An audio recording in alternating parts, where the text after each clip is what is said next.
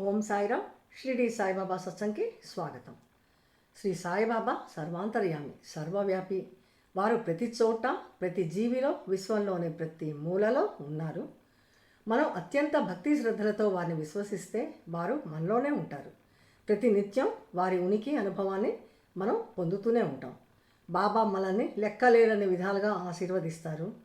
బాబా ఒక షిరిడి మందిరానికే పరిమితం కాదు, వారి ఆదేశంతో, నిర్దేశంతో, ఆశీర్వాదంతో మన దేశంలోనే కాకుండా ప్రపంచంలోని పలు చోట్ల వారి మందిరాలు కట్టడం జరిగింది. కోట్లాను కోట్ల మంది వారి కృపకు పాత్రులవుతున్నారు. బాబా తను ఉన్నప్పుడే కొందరు భక్తుల్ని తను నిర్దేశించిన చోట తన మందిరాలను కట్టమని చెప్పారు. మహాసమాధి చెందిన తర్వాత కూడా కొందరు భక్తులకు కలలో కనపడి వారు చెప్పిన చోట్ల మందిరాలు కట్టమని నిర్దేశించారు. వాళ్ళకి అదే షిరిడి అని కూడా చెప్పారు బాబా. బాబా వారి ఆశీర్వాదంతో వాళ్ళకి సమయానికి నిధులు సమకూర్తాయి.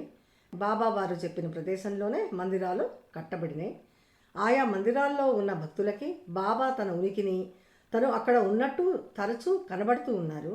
బాబా ఆశీర్వాదాన్ని ఆ భక్తులు పొందుతూ ఉన్నారు.